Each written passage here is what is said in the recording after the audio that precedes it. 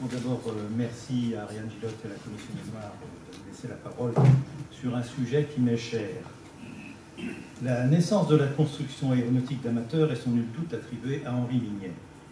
Beaucoup pensent, et peut-être quelques-uns d'entre vous encore, que le Pou du ciel est le premier avion conçu pour la construction amateur. En fait, c'est l'avionnette HM8 qui mérite ce titre. Son histoire a été quasiment oblitérée par l'aventure du Pou du ciel, au point qu'on confond les deux appareils. Il m'est même arrivé d'interroger des enfants de constructeurs pour me dire « j'ai volé sur le Pou du ciel de papa ». En fait, c'était un HM8 totalement différent. Avant et surtout après la Première Guerre mondiale, Henri Mignet expérimente plusieurs appareils résolument non conformistes. Hublot sous le moteur, empennage limité à la partie horizontale, etc. En l'absence de résultats, pour sa 8e création, Mignet s'oriente vers une forme classique et réussit enfin à voler. En mars 1928, Henri Mignet publie alors dans la revue hebdomadaire Les Ailes un article annonçant qu'on peut construire un avion pour 3500 francs de l'époque, soit 2200 € actuels. Il faut dire que c'est la grande période de l'aviation. Lindbergh vient de relier New York à Paris, l'aviation de tourisme est encore balbutiante. Face à l'incrédulité du milieu de l'aviation, Mignet publie dans Les Ailes toujours le détail de la construction de son avionnette. De juin à août 1928, il fait apparaître 8 mètres de colonnes et beaucoup de dessins. L'avionnette HM8 est donc bien le premier avion en open source, comme on dit maintenant, destiné à la construction amateur. En mai 1929, Jean Joubert fait voler la première avionnette. C'est un appareil de construction bois, à aile haute entoilée, fuselage coffré, train d'atterrissage suspendu par cendre, très simple, profondeur monobloc. Comme beaucoup de HM8, son appareil sera modifié, remotorisé avec un tricylindre Anzani.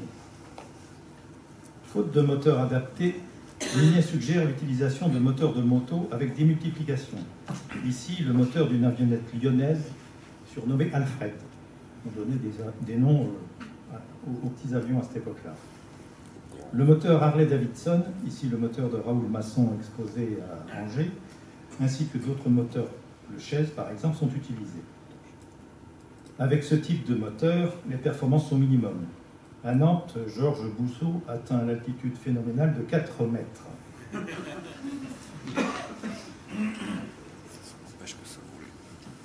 En 1930 puis en 1931, Henri Mignet diffuse son livre « Comment j'ai construit mon avionnette ». En plus du mode détaillé de construction, c'est une leçon de mécanique et d'aérodynamique. Le livre est écrit à la main, photographié et reproduit par procédé offset chez un ami imprimeur. Les dessins sont faits à main levée. Mignet présente même plusieurs variantes de son appareil, différentes ailes, et même une version hydravion et des conseils pour construire un biplace. Il conseillait cependant de consulter le service technique aéronautique et aux pilotes de passer un brevet avant de pouvoir voyager. Ce livre est maintenant disponible en téléchargement sur le site pouguy.org. Mignet, en plus, ne manque pas d'humour et parsème son livre de petits dessins savoureux. Ce livre est véritablement unique en son genre à l'époque. On l'appellerait aujourd'hui « Construire son avion pour les nuls ». Le mouvement se développe, les constructions se multiplient. À Lyon, 3 avionnettes sont construites. Lyon sera un important foyer de la construction amateur et le berceau du futur RSA. Des constructeurs trop impatients et inexpérimentés font eux-mêmes les essais de leur HM8 et parfois ça se termine mal.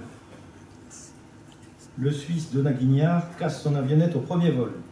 Il construira un Pou du ciel avec lequel il traversera le lac Léman. Autre exemple, en 1930, Emmanuel et André Lérin construisent leur avion. C'est une très belle réalisation munie d'un moteur Harley qui est remplacé plus tard par un moteur Ava. Mais en 1936, Emmanuel Lérin, sans expérience, décolle involontairement son appareil et percute un sapin. Depuis, les sapins ont appris à se méfier des avionettes. L'avionnette, nommée la Frégate, a été reconstruite en 1981. L'avion fait plusieurs vols, puis est exposé à travers la France avant de s'établir définitivement à Angers. L'aviateur Courregelong vole très bien et édite plusieurs cartes postales. Décennie fait voler son HM8 Espérance à moteur Aubier et Dune. Remotorisé avec un Samson, il se distingue en 1936 dans un Tour de France des avions prototypes dont il est le seul à finir l'épreuve. Charles Dumont de Troyes vole en 1932. C'est son fils qui me dira « Ah, papa a construit un coup du ciel ». Ah non, c'était un HM8. Charles Dumont apporte plusieurs modifications à son avion et finalement, seul le fuselage est resté d'origine.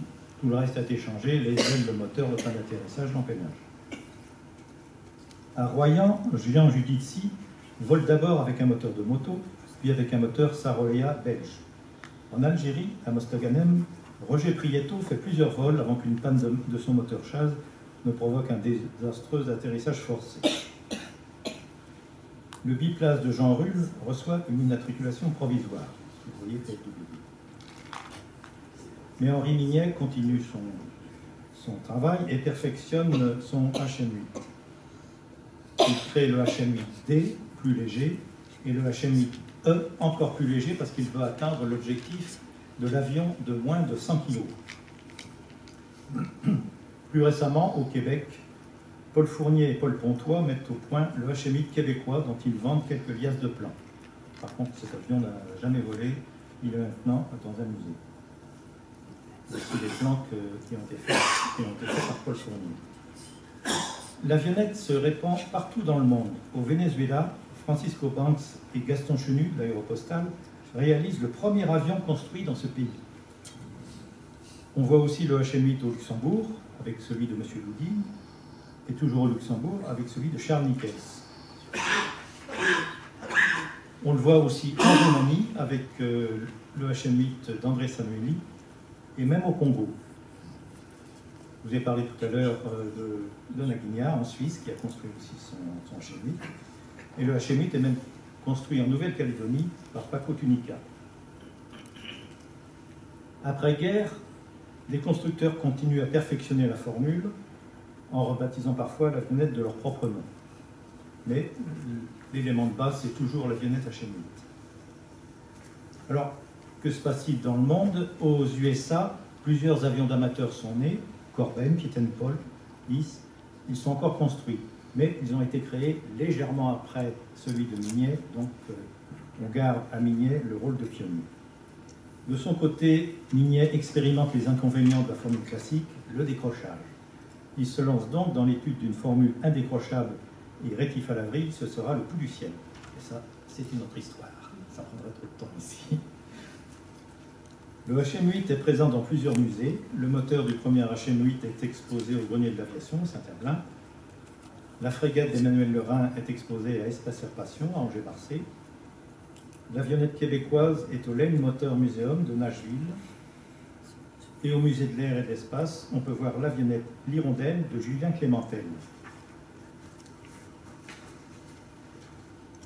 L'avionnette de Walter Hauck, construite entre 1985 et 1990, est maintenant exposée à Lausanne par l'association AMPA.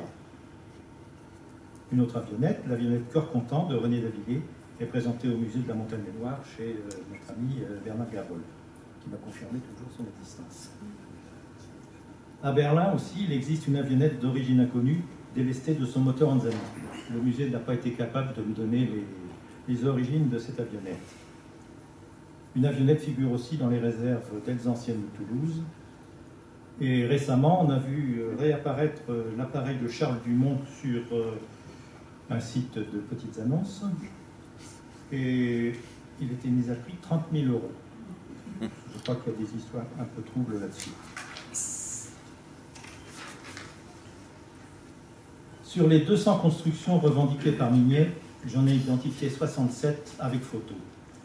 Le phénomène avionnette HM8 est donc loin d'être anecdotique et mérite sa place dans l'histoire de l'aviation. Ce mouvement a été le terreau sur lequel le mouvement coup du ciel et la construction amateur se sont développés. Mes sources sont très diverses et parfois des journaux locaux, des ouvrages historiques locaux. La vie de certaines avionnettes ayant été parfois très brève, leurs traces sont difficiles à retrouver. Je compte sur vous pour être à l'affût d'informations maintenant que vous connaissez mieux ce sympathique petit avion. Ce sont de nombreuses aventures humaines, personnelles qu'on pourra découvrir ou redécouvrir. J'espère que mes recherches aboutiront à la rédaction d'un ouvrage qui permettra de mieux vous faire connaître le HM8. Merci à ceux qui ont déjà contribué à mes travaux. Je salue la mémoire de Maurice Garceau qui m'a mis le pied à l'étrier, qui m'a tendu un petit bout de fil, et en tirant ce fil, je me suis aperçu que c'était une véritable pelote énorme qu'on pouvait trouver. Je remercie aussi Christian Ravel, bien sûr, et sa mine d'informations, Jérôme Falk, qui m'a donné beaucoup de documents, et Alain Mignet, qui m'ouvre ses archives, et beaucoup d'autres que je pourrais citer ici. Merci de votre attention. Merci beaucoup, Daniel. Peut-être Alain Mignet qui est présent, j'aimerais bien que vous vous exprimiez. Vous avez certainement des tas de choses à nous dire aussi. Eh bien, je suis très honoré d'être ici aujourd'hui. Je remercie M. Pagex, Jacques Pagex, il est là-bas, et Ariane qui m'a invité à venir. Je suis très honoré d'être ici à cette réunion en commission de mémoire, parce que mémoire, ben, la mémoire d'Henri Mignet, je crois qu'il fallait un peu la reluire un peu. En 2018, l'histoire d'Henri Mignet, vous la connaissez un peu, mais il faut savoir que mon grand-père, il y a un peu plus de 100 ans, voulait voler, et il étudiait le vol des oiseaux. C'est par là qu'on commence, voir comment ils volent. Eux, ils ne tombent pas, hein, ils n'ont pas de faute de pilotage. Hein. Et on a pu voir des photos de Daniel, là, il a repris sur les archives de mon grand-père. J'ai rouvert les archives, j'ai trouvé 900 plaques de verre qui ont été numérisées, et ceci, par cela. Et on voit que ces premiers appareils, il a construit des planeurs type Chanut, Lilienthal, mais il a voulu décoller avec un moteur, mais on voit que ces premiers appareils n'ont pas de plan vertical, par exemple. C'était une queue pivotante, comme les oiseaux. Il n'a jamais réussi à vraiment décoller, heureusement. Heureusement qu'il n'est pas monté à plus de 2-3 mètres ou 10 mètres de haut, parce que là, le retour sur Terre peut être fatal. Moi, je ne serais pas là.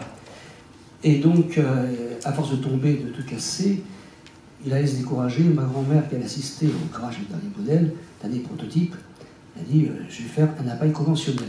Le HM7, juste avant le HM8, était un hélicoptère. Tout marchait bien, mais jamais en même temps.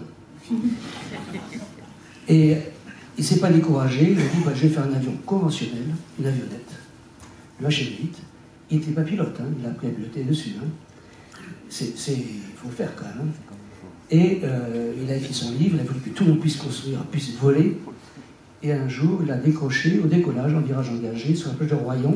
Il a compris qu'il fallait être vigilant. Il fallait surveiller la vitesse, etc. etc. Et lui, il a dit non, ça c'est trop compliqué, je suis incapable. Et là, il a cherché une nouvelle formule qui soit totalement réfractaire à la perte de vitesse. Donc, il a cherché des nouvelles formules aérodynamiques. Et il a trouvé ce biplan à décalé qui a été surnommé le pouls du ciel, par analogie au pouls de la route.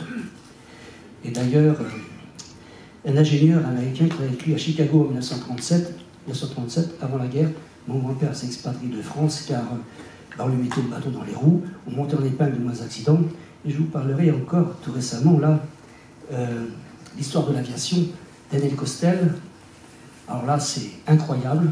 Alors, j'ai un défaut, c'est que les parenthèses qui peuvent durer. Alors je vais essayer d'être rapide. Mais ça, j'y tiens parce que c'est tout à fait actuel. En 2018, depuis plus de 10 ans, 2 réalisateurs voulaient faire un film sur Henri Mignet. Et France 3 de l'Aquitaine a dit nous, on veut financer un film avec une société de production parisienne, Le Point du Jour. Et là, un film a été produit, diffusé le 11 février. Et là, c'est l'histoire de Mignet. C'est formidable. Ariane, je vous ai envoyé le lien. 3 heures après, en fin d'après-midi, je vous appelle. Ah, il est super le film. Vous l'avez vu, il fait 52 minutes. Oui, j'ai fermé la porte. J'attends pas de lui. Voilà. Mais le 11 février, il a été diffusé sur France 3 Nouvelle-Aquitaine. Et le 17 février, il sort de l'aviation, dimanche soir, sur BFM TV, Découverte. RMC Découverte, pardon. Et là, il sort de l'aviation de Daniel Costel. Dans l'histoire de l'aviation, c'est un documentaire qui est extraordinaire. Il y a 3 minutes sur le coup du ciel. 3 minutes. Alors ça, je vous invite à regarder, si vous voulez, j'ai le lien, c'est entre la 30e et 33e minute, c'est diffamatoire. Alors, moi je veux dire, quand j'étais étudiant, enfin mes parents ne voulaient pas le choix dans l'aviation, surtout pas. Ton grand-père a vécu pour l'aviation, mais jamais de l'aviation. Expatrié en 1937 à Chicago, revenu en France pour la guerre, un drame. Dans le film, c'est indiqué, ma grand-mère, la manager de mon grand-père, disparu. Et lui, non reconnu en France, est parti. Est reparti en Argentine, au Brésil, au Japon, au Maroc. Enfin, c'est l'histoire. Et là, donc, ça a continué. Et dans le film, là, je sais plus où j'en suis, tiens. Enfin bon, voilà. Enfin, donc vous nous invitez à voir ce film et à bien repérer. À revoir ce film, voilà. Et c'est 3 minutes diffamatoires d'Alain Costel. D'accord. Et vous comprendrez pourquoi moi-même j'ai quitté mon métier d'ingénieur travaux publics pour, en 84, créer une entreprise d'avions miniers. Et j'ai reconstruit un minier, le HMI Ballery, en ULM, en 84. Et en 87, j'ai vendu les premiers exemplaires à l'armée française. Nous étions qualifiés fournisseurs de défense nationale et codifiés au temps F-88-87. J'en avais une trentaine, avec des éloges de l'armée française incroyables. Voilà. Avec l'essai des pilotes du CV d'Istres, notamment le lieutenant-colonel Pellerin, qui m'a dit, et c'est moi qui l'ai fait voler, hein, donc c'est moi qui l'a dit, hein, qui est à côté de moi, Monsieur Millet, vous foutez en l'air tout ce que j'ai appris. Voilà. Bon. Alors voilà, c'est à dire résumé, mais voilà, il faut continuer. Voyez ça, c'est magnifique, c'est un film. Ariane, vous avez le lien, si vous voulez. Voilà. Merci beaucoup Alain, merci à Daniel. Est-ce que vous avez des remarques, des observations à faire ou des